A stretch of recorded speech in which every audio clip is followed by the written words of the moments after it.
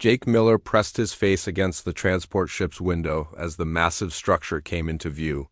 The Zenith Military Academy stretched across the horizon like a metal mountain, its towers reaching toward the purple sky of Kepler 442b. Thousands of lights flickered across its surface, and Jake could see small ships moving between the buildings like insects around a hive, his stomach twisted with nerves. After 18 months of applications, tests, and interviews, he was finally here. The first human ever accepted into the galaxy's most elite military training school. His parents back on Earth had cried when he left. His father had gripped his shoulder and whispered, "Make us proud, son." The transport ship landed with a gentle thud on the Academy's main platform. Jake grabbed his single bag and joined the line of new cadets walking toward the entrance. He immediately felt out of place. The other cadets were huge compared to him. Most stood at least 7 feet tall, with thick armor-like skin or multiple arms. Some had tails that could probably crush his ribs. Others had eyes that glowed in. The dim light. Jake was 5 feet 10 inches tall and weighed 170 pounds. Compared to these aliens, he looked like a child. His brown hair was cut short in military style, and his blue eyes darted around nervously as he tried to take in everything at once. A massive creature with gray skin and 4 arms bumped into Jake, nearly knocking him over.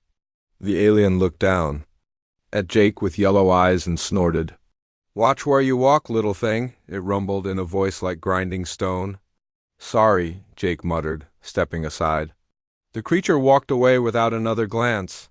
The entrance hall was enormous. The ceiling disappeared into darkness above, and the walls were covered with weapons and battle flags from dozens of different worlds. Jake recognized some of the symbols from his studies, but most were completely alien to him. The air smelled like metal and something sharp that made his nose tingle. "New cadets, form lines by species," boomed a voice that echoed through the hall. Jake looked up to see the source. A tall, thin creature with crystal-like skin stood on a platform above them. Its body seemed to be made of living glass, and light moved through it in patterns that hurt to look at directly. Korthek to the left, Arachnics to the center, Vex to the right. The other cadets moved quickly into their groups. Jake watched as the 4-armed giants gathered on the left side. These were the Korthek, famous throughout the galaxy for their strength and fighting ability. On the right, spider-like creatures with 8 legs and sharp claws formed neat rows. The Arachnics were known for their speed and climbing skills. In the center, more of the crystal beings like the instructor joined together, their bodies pulsing. With inner light, Jake stood alone in the middle of the hall, unsure where to go. The crystal instructor noticed him, and its light patterns seemed to shift to a different color. "Human," it said, and the word sounded like an insult. "You will stand with the others." "Which others?" Jake asked, his voice smaller than he intended. "The irregulars." The instructor pointed to a small group near the back of the hall.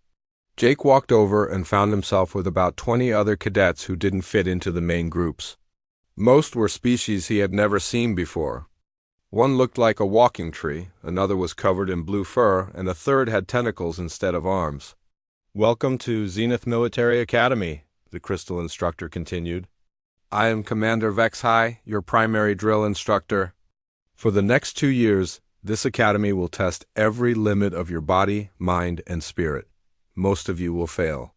Some of you will be injured. A few of you may die."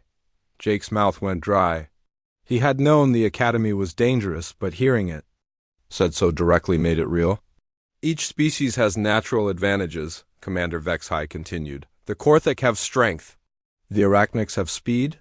The Vex have superior tactical minds. These advantages have made them the dominant military forces in the galaxy." The commander's crystal eyes seemed to find Jake in the crowd. "Some species have no clear advantages. They are here because of political treaties, not merit." Several cadets turned to look at Jake, and he felt his face grow hot. He knew the commander was talking about him and Earth's recent peace agreement with the Galactic Council. "You will be assigned roommates from different species," Commander Vexhi announced. This is not for friendship. This is to teach you to work with beings unlike yourself. Many of you have never seen members of other species before today. Some of you may find your roommates disgusting, frightening, or inferior. These feelings are normal. You will overcome them or you will fail. A smaller crystal being appeared beside each cadet holding data tablets. Jake's escort was half the size of Commander Vexhai with softer light patterns. "Follow me, human Jake Miller," it said in a voice like wind chimes. "Your room assignment is in Block 7. Jake followed the small Vex through winding corridors filled with moving cadets. The walls were covered with screens showing star maps, battle formations, and weapon specifications. Everything was huge, built for species much larger than humans. Jake had to walk quickly to keep up with his guide's long strides. "Your roommate is Throg of the Korthek," the guide explained as they walked. "He is in his 2nd year. You will learn from him." They stopped at a door marked with symbols Jake couldn't read. "This is your room. Your schedule will be delivered. Tomorrow morning, do not be late for any training session." Jake thanked the guide and pressed his hand against the door scanner. The door slid open with a soft hiss. Inside, he found a room with 2 beds, 2 desks, and a window looking out over the academy grounds. One bed was enormous, built for something much larger than a human. The other was smaller but still bigger than Jake needed. Sitting on the large bed was the biggest living creature Jake had ever seen. Throg was nearly 8 feet tall and probably weighed 400 pounds. His skin was thick and gray like elephant hide, covered with natural armor plates. His forearms were each as thick as Jake's waist, and his hands ended in claws that looked like they could cut through steel. His head was massive, with small yellow eyes and a mouth full of sharp teeth. Throg looked up from the data tablet he was reading and stared at Jake for a long moment. "You are the human," he said finally. His voice was deep and gravelly, like rocks tumbling down a mountain. "Yes," Jake replied, setting his bag on the smaller bed. "I'm Jake Miller. Nice to meet you." Throg grunted and returned to his tablet. "Do not touch my things. Do not make noise when I am sleeping. Do not expect me to help you with training." He paused and looked at Jake again. "Humans are weak. You will not last 1 month here." Jake felt anger flash through him, but he pushed it down. Getting into a fight with his roommate on the first day would be stupid, especially when that roommate could probably break him in half without effort. "I'll do my best," he said quietly. "Your best will not be enough," Throg replied. "The academy is designed for warriors, not for soft creatures like you. You have no natural armor, no enhanced strength, no special abilities. You are prey, not predator." Jake unpacked his few belongings in silence while Throg continued to ignore him. He had brought some photos from home, a few books, and the basic clothing and equipment required by the academy. Everything looked tiny compared to Throg's massive gear. As Jake arranged his things, he could hear sounds from the corridor outside. Other cadets were arriving, meeting their roommates, and settling in. Some conversations sounded friendly, others were tense like his own. He wondered if any of the other cadets felt as out of place as he did. That night, Jake lay in his bed staring at the ceiling. Through the window, he could see the lights of the academy's training grounds and the alien stars beyond. Tomorrow would bring his first real training session, and he had no idea what to expect. Throg's words echoed in his mind. "You will not last 1 month here." Jake closed his eyes and thought about his father's words. "Make us proud, son." He had come too far to give up now. Whatever the academy threw at him, he would find a way to survive. He had to. Jake woke up to the sound of alarms blaring through the academy. The lights in his room flashed red, and a voice spoke in several alien languages before switching to English. "All cadets report to Training Ground Alpha in 15 minutes. Failure to arrive on time will result in punishment detail." Throg was already up and pulling on his armor. The massive Korthak moved with surprising speed for his size, strapping on pieces of equipment that looked like they weighed more than Jake's entire body. "Move faster, human," Throg growled without looking at Jake. "Being late on the first day will make you a target." Jake scrambled to put on his training uniform. The academy had provided him with basic gear, but everything felt too big and awkward. His helmet kept sliding down over his eyes, and the body armor hung loose on his frame. He looked like a child playing dress-up in his father's clothes. The training ground was a massive open space filled with obstacles, weapons, and training equipment. Hundreds of cadets stood in formation, divided by species. Jake found himself once again with the small group of irregular cadets at the back. He noticed a few other humans scattered among them, but most were alien species he didn't recognize. Commander Vexai stood on a platform in front of the assembled cadets. The crystal being's body pulsed with harsh red light as it surveyed the crowd. "Today you begin combat training," it announced. "You will be tested in strength, speed, and tactical thinking. Those who fail will be sent to remedial training. Those who fail twice will be expelled from the academy." Jake's stomach clenched. He had known this moment would come, but hearing it made his hands shake slightly. "First test, strength competition," Commander Vexai continued. "Each cadet will lift the maximum weight possible. Minimum requirement is 500 pounds. Begin." The Korthic cadets went first, and Jake watched in amazement as they easily lifted weights that would have crushed him. The smallest Korthak lifted over 1,000 pounds, while the largest managed nearly 2,000. They made it look effortless, their forearms working together to handle the massive bars. The Arachnics cadets were next. They couldn't match the Korthak's raw power, but they still lifted impressive amounts using their multiple legs for leverage. Even the Crystal Vex cadets managed to lift several hundred pounds each. When Jake's turn came, he approached the weight machine with dread. The minimum requirement of 500 pounds was more than he had ever attempted. He loaded the bar with the required weight and gripped it with both hands. The metal felt cold and impossibly heavy. Jake pulled with everything he had. His muscles strained, his face turned red, and veins stood out on his neck. The bar lifted a few inches off the ground before crashing back down. He tried again, managing to lift it slightly higher, but it was nowhere near the full range of motion required. "Pathetic," Commander Vexai said loudly enough for everyone to hear. "Jake Miller, human, failed strength test. Report to remedial." Training. Jake felt hundreds of eyes on him as he walked away from the weights. Some cadets laughed, others just stared with contempt. He wanted to disappear into the ground. The second test was speed. Cadets had to run through an obstacle course in under 2 minutes. Jake watched the Arachnics cadets scamper through the course like it was a playground, their 8 legs carrying them over walls and through tunnels with incredible grace. The fastest completed the course in just 45 seconds. When Jake's turn came, he gave it everything he had. He ran as fast as his legs could carry him, but he was clumsy compared to the alien cadets. He stumbled over obstacles, got tangled in ropes, and fell twice. His time was 3 minutes and 20 seconds, more than a minute over the limit. "Failed speed test," Commander Vexai announced. "Jake Miller will attend double remedial training." Jake's face burned with embarrassment. He could hear cadets whispering about him, and none of it was kind. Throg shook his massive head in disgust. The third test was tactical thinking. Cadets were given a battle scenario on a computer screen and asked to devise a strategy. Jake felt a spark of hope. This was something he might actually be good at. The scenario showed a fortress under attack from multiple directions.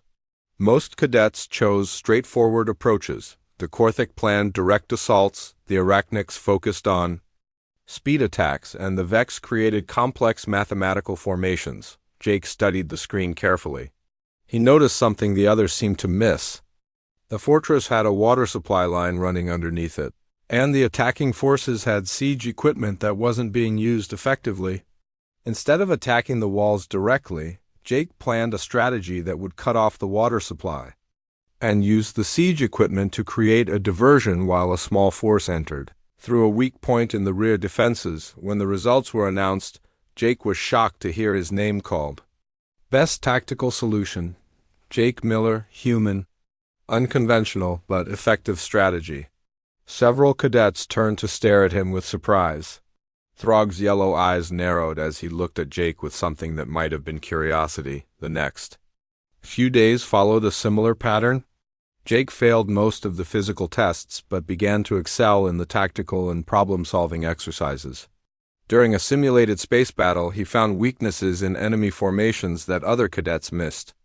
In a survival scenario, he created tools from scraps while others relied on their natural abilities. His breakthrough came during a rescue simulation. The scenario involved saving hostages from a crashed ship while under enemy fire. Most cadets charged in using their natural advantages. The Korthak tried to fight their way through, the Arachnics attempted to climb over the enemies, and the Vex calculated complex approach vectors. Jake hung back and studied the situation. He noticed that the enemy forces were using a predictable patrol pattern, and there were several pieces of debris that could be used as cover. More importantly, he realized that the enemies were actually training robots with specific programming limitations, while other cadets engaged in direct combat. Jake used the debris to create a path that avoided the robot patrols entirely. He reached the hostages without firing a single shot and led them to safety using a route that exploited blind spots in the robot's sensors. When the simulation ended, Jake had successfully rescued all 3 hostages. Every other cadet had managed to save only one or none at all. Commander Vex High-S crystal body pulsed with what Jake was beginning to recognize as surprise. "Interesting approach," the commander said after reviewing the results. "Unorthodox, but effective." Jake Miller achieves highest score in rescue simulation. That evening, Jake sat in his room studying star charts for the next day's navigation test. Throg was at his desk, cleaning his weapons with careful precision. The massive Korthak had been quiet all day, but Jake could feel him watching. "How did you do it?" Throg asked suddenly. Jake looked up from his charts. "Do what?" "The rescue simulation?" "You made it look simple, but none of the other cadets could match your result. Even the second-year cadets struggled with that scenario." Jake considered his answer carefully. "I watched what everyone else was doing first. Then I looked for a different way." Throg's claws clicked against his weapon as he thought about this. "Different how?" "Well, everyone assumed they had to fight the robots. But the goal wasn't to win a battle, it was to save the hostages, so I found a way to avoid the fight entirely." Throg was quiet for a long moment. "Korthak do not avoid fights. Fighting is what we do best." "That's exactly why it worked," Jake said. "The robots were programmed to expect you to fight. They weren't ready for someone who didn't follow the rules." Something changed in Throg's expression. It wasn't friendship, but it wasn't contempt either. "You think differently than other species." "I guess so," Jake said. "My dad always told me that if you can't be the strongest or the fastest, you have to be the smartest." The next morning brought new challenges, but Jake felt more confident. He was starting to understand that the Academy's tests weren't just about physical ability. They were about finding solutions under pressure, and that was something he could do during a team exercise. Jake was assigned to lead a mixed group of cadets in a supply retrieval mission. His team included Lisa Park, another human cadet from the engineering program, a nervous Vex named Zixtal, and 2 Arachnics cadets who clearly didn't want to follow orders from a human. The mission seemed simple: cross a dangerous terrain and retrieve supply caches while avoiding enemy patrols. Most teams planned to move fast and fight their way through any opposition. Jake studied the terrain maps and noticed something interesting. The enemy patrols were avoiding certain areas, probably because of environmental hazards. But those same hazards could be used as cover if approached correctly. "We're going to take the long way," Jake told his team. "Through the radiation zones?" Lisa Park looked worried. "Jake, that's dangerous. The radiation could damage our equipment." "The patrol robots can't operate in high radiation either," Jake explained. "They'll avoid those areas completely. We'll be safe as long as we move quickly and stay in our protective gear." The Arachnics cadets clicked their claws skeptically, but they followed Jake's lead. The plan worked perfectly.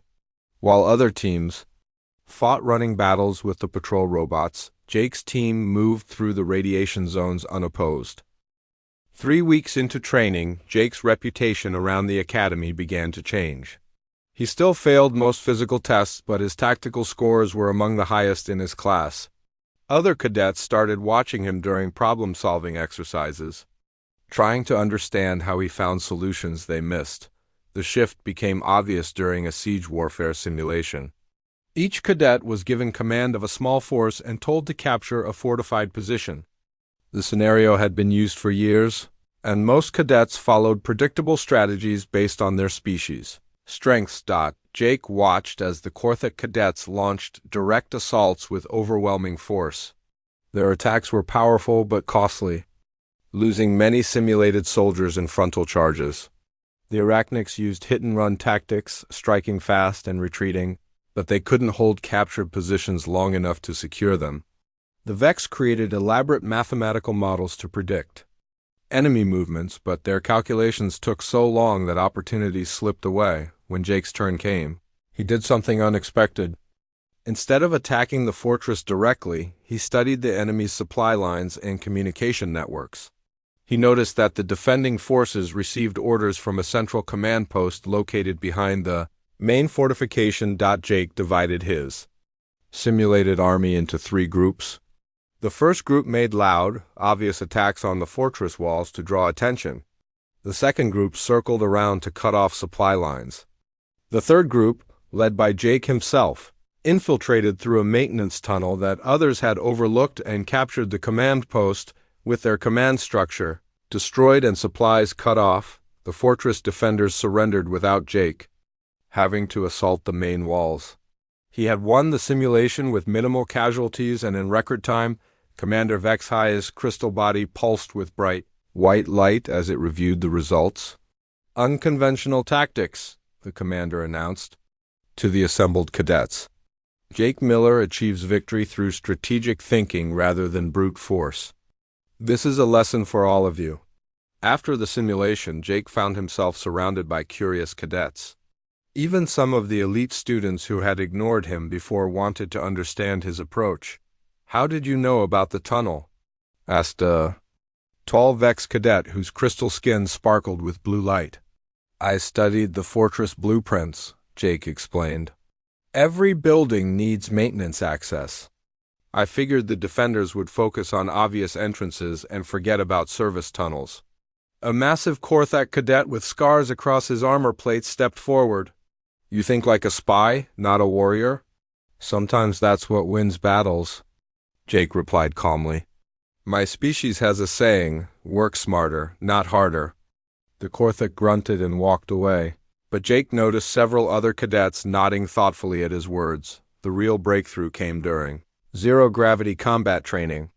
The Academy's space combat simulator was a massive spherical room where cadets learned to fight in weightless conditions.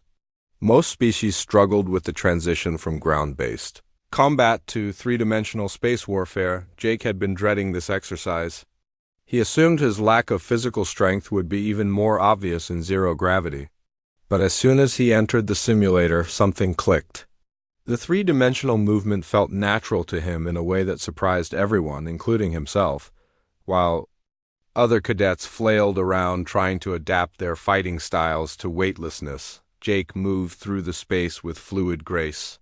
He had grown up playing 3-dimensional sports and video games that required spatial awareness. His brain was already wired for thinking in multiple dimensions. The exercise involved combat between 2 teams in a complex asteroid field. Jake's team was assigned the defender role, trying to protect a space station from enemy attack.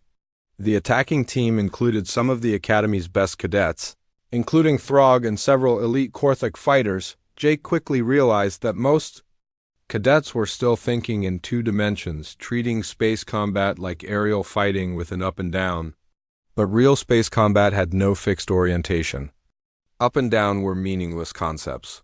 He positioned his team in a 3-dimensional formation that took advantage of the asteroid field's complex geometry. When the attacking team approached in a traditional formation, Jake's defenders struck from unexpected angles, using the asteroids for cover and misdirection. The turning point came when Jake found himself facing 3 opponents at once, including Throg. The massive Korthak came at him with typical straightforward aggression, using his 4 arms to attack from multiple directions. In normal gravity, Jake would have been crushed instantly, but in zero gravity, Jake's smaller size became an advantage. He was more maneuverable than the larger aliens, able to change direction quickly and use his opponent's momentum against them. When Throg charged at him, Jake pushed off an asteroid to spin out of the way, causing Throg to crash into another cadet. Jake then used a technique he had learned from studying human martial arts. Instead of trying to overpower his opponents, he used their own force to redirect their attacks. He grabbed Throg's arm as the Korthak flew past and used the alien's momentum to send him spinning into an asteroid. The simulation ended with Jake's team achieving a complete victory. They had destroyed the attacking force while losing only 2 simulated fighters. Jake personally had eliminated 5 opponents, including 3 who were considered among the Academy's best combat students. The simulator room fell silent as the results were displayed. Jake floated in the center of the space, breathing hard, but grinning. He had not only survived the exercise but dominated it. Commander Vexhi's voice echoed through the chamber. Exceptional performance. Jake Miller demonstrates superior spatial awareness and tactical adaptation. This combat style will be analyzed and added to the Academy's training database. After the simulation, Jake found himself approached by cadets who had never spoken to him before. The elite students who had looked down on him now regarded him with wariness and respect. "Where did you learn to fight like that?" asked a senior Arachnics cadet whose multiple eyes focused on Jake with intense curiosity. "I didn't really learn it anywhere specific," Jake admitted. "I just tried to think about how movement works differently in space. On my planet, we have games that taught me to think in 3 dimensions."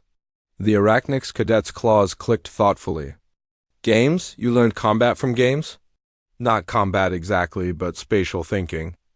How to move and plan in 3-dimensional space.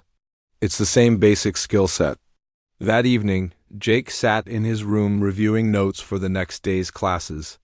Throg was unusually quiet, cleaning his weapons with more force than necessary. Jake could feel tension radiating from his massive roommate. "You embarrassed me today," Throg said finally, his voice low and dangerous. Jake looked up from his notes. "I wasn't trying to embarrass anyone. I was just doing the exercise. You made me look weak in front of other cadets. A human defeated me in combat. This brings shame to my family name." Jake could see the genuine pain in Throg's yellow eyes. He realized that for a warrior species like the Korthak, being defeated by someone they considered inferior was more than just losing a training exercise. "Throg, you're not weak," Jake said carefully. "You're incredibly strong and skilled. I just had an advantage in that particular situation." "What advantage?" "You are smaller and weaker than me. The advantage of thinking differently. Your species has been fighting in gravity for millions of years. Your instincts are built for ground combat. But space combat requires different thinking." Throg's claws stopped clicking against his weapon. "You think our instincts made us weak?" "Not weak, just socialized. Every species has strengths and weaknesses. Humans are weak in most areas, but we're good at adapting to new situations. That's our specialty." Throg considered this for a long moment. "You fight like no warrior I have ever seen. You do not try to be stronger or faster, you try to be different." "Exactly. I can't beat you in a fair fight, so I try to make the fight unfair in my favor."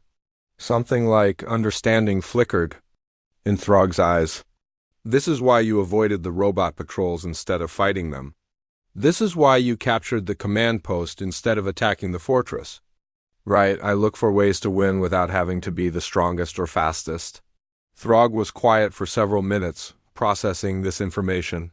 Finally, he spoke again. "Perhaps there is wisdom in your weakness, human." It wasn't exactly a compliment, but Jake recognized it as a major shift in their relationship. The next few days brought new challenges, but Jake approached them with growing confidence. During a leadership exercise, he was chosen to command a mixed squad of cadets from different species. His team included Lisa Park, the nervous Vex cadet named Zixtal, 2 arachnic speed specialists, and even a junior Korthek. The mission was to infiltrate an enemy base and steal classified information. Previous teams had attempted the mission, using stealth or overwhelming force, but none had succeeded completely. Jake studied the problem from every angle. The base was heavily guarded, with multiple sensor systems and patrol routes. A direct assault would fail against the superior numbers, and a stealth approach would be detected by the advanced sensors. Instead, Jake developed a plan that combined elements of both approaches while adding something new: misdirection. His team would create multiple distractions to confuse the enemy while the announcement came on a cold morning 6 weeks before graduation. Commander Vexhai stood before the assembled cadets, its crystal body pulsing with formal white light. The annual war games will begin in 3 days. This is your final test. Teams will be selected based on your performance rankings. Jake felt his stomach tighten. He had been dreading this moment since arriving at the academy. The war games were legendary throughout the galaxy, a massive military simulation that tested everything cadets had learned. Most importantly, it would determine who graduated with honors and who barely passed. Team leaders will be chosen from the top-ranked cadets, Commander Vexhai continued. These leaders will then select their squad members from the remaining cadets. Jake knew he wouldn't be chosen as a team leader. Despite his recent successes, his overall ranking was still low due to his poor physical test scores. He would have to wait to be picked by someone else, probably as a last choice. The selection process began immediately. The Academy's top cadets were called forward one by one. Throngar, a massive Korthak who had never lost a combat exercise, was chosen first. His scarred armor and 4 powerful arms made him look like a walking tank. He immediately began selecting. The strongest fighters available. Next came Vexri, a crystal being whose tactical scores were nearly perfect. Its body sparkled with complex light patterns as it chose cadets known for their intelligence and planning abilities. Then came Skrix, an arachnic speed specialist whose 8 legs could carry her faster than most vehicles. Jake watched as the elite cadets were chosen quickly. The second-tier students went next, then the average ones. Soon, only the weakest cadets remained. Jake found himself standing with about 30 other cadets who had been passed over by every team. Leader. Commander Vexhai's crystal eyes surveyed the remaining cadets. Remaining cadets will be divided into teams of 6. These teams will compete against the elite squads in the war games. Jake's heart sank. He was being put on a team of rejects, the cadets that nobody wanted. His teammates would be the Academy's failures, going up against squads of elite warriors and tactical geniuses. His team assignment was announced: Jake Miller, Lisa Park, Zixtal, the nervous Vex, Skitter, the injured Arachnics, and 2 small Korthak, named Grox and Blunt. Jake recognized all of them as cadets who had struggled with various aspects of training. Lisa Park was a brilliant engineer but terrible at combat. Zixtal was intelligent but too anxious to perform well under pressure. Skitter had damaged 2 of her legs in an accident and couldn't move at her species' normal speed. Grox and Blunt were considered runts by Korthik standards, smaller and weaker than their massive cousins. That evening, Jake met with his new team in an empty classroom. The mood was grim. Everyone knew they were the underdogs, the cadets that nobody expected to succeed. "We might as well accept defeat now," Zixtal said, its crystal body flickering with nervous yellow light. "Look at who we're competing against. Throngar's team has never lost a training exercise. Vexri's squad includes the Academy's best. Tactical minds, Skrix's team can move faster than we can think. Maybe we should just try to survive," Skitter added, her damaged legs clicking against the floor. "If we stay hidden, we might last longer than expected." Jake looked around at his teammates. They were all focused on their weaknesses, convinced they had no chance. But Jake had learned something important during his time at the Academy. Weaknesses could sometimes become strengths if you thought about them differently. "Let's talk about what we can do," Jake said, "not what we can't do." Lisa Park looked up from her data tablet. "What do you mean? Everyone expects us to fail. That's actually an advantage." The elite teams will focus on fighting each other and ignore us until it's too late. Too late for what? Grox asked. The small Korthok's voice was higher than his larger cousin's, but there was intelligence in his yellow eyes. Too late to stop us from winning, Jake replied. The room fell silent. His teammates stared at him like he had suggested they could fly. Jake, Lisa said carefully, we're going up against the best cadets in the academy. Some of them have been training for years, exactly. They've been training the same way for years. They're predictable. We're not. Jake stood up and walked to the classroom's display screen. He pulled up the academy's database of previous war games showing battle, maps and team formations from past years. Look at these patterns, he said, pointing to the screen. Every year, the strong teams fight each other first. They use the same basic strategies, establish territory, gather resources, eliminate weak opponents, then face off in final battles. That makes sense, Zixtel said. It's the logical approach. It's the expected approach, Jake corrected, which means we can plan around it. Jake spent the next hour outlining a strategy that was completely different from anything used in previous war games. Instead of trying to match the elite team's strengths, they would exploit their predictability and overconfidence. We're going to win by not playing their game, Jake explained. While they're fighting each other, we'll be completing objectives they ignore. While they're gathering obvious resources, we'll be setting up advantages they don't see coming. Blunt, the other small Korthok, leaned forward with interest. You want us to be sneaky?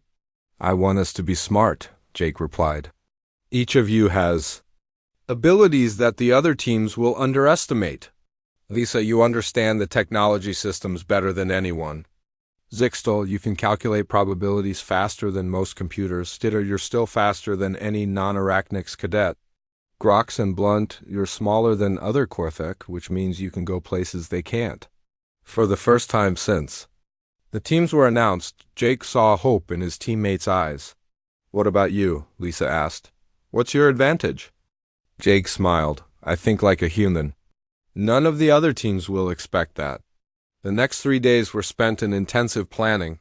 Jake studied every detail of the War Games arena, a massive artificial landscape that covered 50 square miles. The terrain included forests, mountains, rivers, and urban areas, all filled with automated defense systems, hidden resources, and strategic objectives. Jake memorized the locations of every known resource cache, every defensive position, and every objective point. More importantly, he studied the behavioral patterns of the elite cadets who would be leading the opposing teams. Throngar always favored direct assault tactics. Vexry relied on complex mathematical strategies. Skrix preferred hit-and-run attacks. Each leader had predictable tendencies that Jake could plan around. The night before the war games began, Jake's team met for their final briefing. The mood had changed completely from their first meeting. Instead of despair, there was determined confidence. Remember, Jake told them, we're not trying to be the strongest or fastest. We're trying to be the smartest. Stay flexible, think creatively, and trust each other. What if we actually win? Zixtel asked, its crystal body pulsing with nervous excitement. Then we'll have proven that being underestimated is the best advantage of all, Jake replied. Early. The next morning, all the teams gathered at the War Games starting point. The elite squads looked confident and ready. Their members wore their equipment with practiced ease and moved with the coordination of experienced units. Jake's team looked small and nervous by comparison. Other cadets glanced at them with pity or amusement. Some of the elite cadets didn't even bother to acknowledge them as competition. Commander Vexhai stood before the assembled teams, its crystal body blazing with formal white light. The War Games will last 72 hours. Victory goes to the team that controls the most strategic objectives at the end of the time limit. Elimination weapons are set to stun mode, but injuries are possible. Medical teams stand ready. The commander paused, its crystal eyes scanning the teams. These games will test everything you have learned. Strategy, tactics, leadership, and the ability to work under extreme pressure. Many of you will fail. Some of you will discover strengths you did not know you possessed. Jake felt a chill of anticipation. This was it, the moment that would determine his future at the academy. Teams will be deployed to random starting positions. Throughout the arena, communication with the academy is prohibited once the games begin. You will succeed or fail based on your own abilities. Commander Vex's highest body pulsed with final authority. War games begin in 30 minutes. Prepare yourselves. As the teams dispersed to their starting positions, Jake gathered his teammates around him. This is what we've been training for. Not just the last few days, but everything we've learned since arriving at the academy. Lisa Park checked her equipment one more time. I'm still scared, Jake. Good, Jake replied. Fear keeps you alert, but don't let it stop you from thinking clearly. Zixtel's crystal body flickered with determination. We're really going to try to win this, aren't we? We're not going to try, Jake said firmly. We're going to do it. The transport ship carried Jake's team to their starting position in the northern mountain region of the arena. As they flew over the vast landscape, Jake could see other teams being deployed to different areas. The War Games arena was enormous, with enough space for multiple battles to occur simultaneously. Deployment in 2 minutes, the pilot announced. Good luck, cadets, Jake looked at his teammates. They were nervous but ready. The first 12 hours of the War Games unfolded exactly as Jake had predicted. From their position in the northern mountains, his team watched through binoculars as the elite squads engaged in massive battles across the arena. Thronegars. Team charged straight into the Central Valley, fighting anyone who got in their way. Vex's squad established a fortified position and began calculated attacks on nearby objectives. Scrix's team moved like lightning, striking fast and retreating before enemies could respond. They're doing exactly what we expected, Lisa Park whispered as she adjusted her surveillance equipment. The strong teams are fighting each other while ignoring the smaller objectives. Jake nodded, studying the tactical display on his tablet. Red dots marked the positions of enemy teams, while blue dots showed the locations of strategic objectives. Most teams were focused on the large, obvious targets that offered the most points. But Jake had noticed something in the rules that others had missed. Look at the scoring system again, he told his team. You get points for controlling objectives, but you also get points for eliminating enemy teams. Everyone's focused on the big objectives, but if we eliminate enough teams, we can win without controlling any major positions. Zixtel's crystal body pulsed with understanding. You want us to hunt the other teams instead of capturing territory. Not hunt, Jake corrected. Trap, we're going to let them come to us. Jake's strategy was simple but brilliant. Instead of fighting for the major objectives, his team would focus on the smaller, scattered objectives that other teams ignored. These minor positions were worth fewer points individually, but there were many more of them. While the elite teams battled for 5 or 6 major objectives, Jake's team could potentially control dozens of minor ones, but the real genius was in the timing. Jake had studied the arena's automated defense systems and discovered they could be triggered manually. When the elite teams were exhausted from fighting each other, Jake's team would activate the defenses to eliminate weakened opponents. Grox. And Blunt, you're with me, Jake said to the 2 small Korthak. We're going to set up surprise attacks on the major battle sites. Lisa, I need you to hack into the arena's defense network. Zixtel, calculate the optimal timing for our attacks. Skitter, you're our mobile reconnaissance. The plan required perfect coordination and timing. For the next 24 hours, Jake's team moved through the arena like ghosts. They captured small objectives that other teams had overlooked, gathering points while staying invisible to the major players. Lisa Park's technical skills proved invaluable. She managed to access the arena's automated systems and began mapping their capabilities. The defense network included everything from automated turrets to environmental hazards, like collapsing bridges and toxic gas releases I can trigger most of these systems remotely, Lisa reported. But I need to be within a few miles of the target area. Perfect, Jake said. We'll position ourselves near the major battle sites and wait for the right moment. By the end of the second day, the elite teams had fought themselves to exhaustion. Throngar's team had lost 2 members to Vexria's squad. Scrix's team had eliminated several smaller teams but taken casualties in the process. The survivors were tired, low on supplies, and focused entirely on each other. Jake's team, meanwhile, had captured 15 minor objectives without losing a single member. They were actually leading in total points, though no one else had noticed yet. "It's time," Jake announced as the sun set on the second day. "Tomorrow is the final day. The elite teams will make their final push for victory. That's when we strike." The climax came on the third morning. Throngar's team and Vexri's squad faced off in the central valley for control of the arena's most valuable objective. Both teams had gathered at the ancient fortress that dominated the valley floor. Preparing for a final decisive battle, Jake positioned his team on the hills overlooking the fortress. They had a perfect view of the approaching confrontation and access to the arena's most powerful automated defenses. "Lisa, are you ready?" Jake asked. "Defense systems are online and under my control," Lisa replied, her fingers dancing over her tablet. "I can activate everything from automated turrets to seismic charges.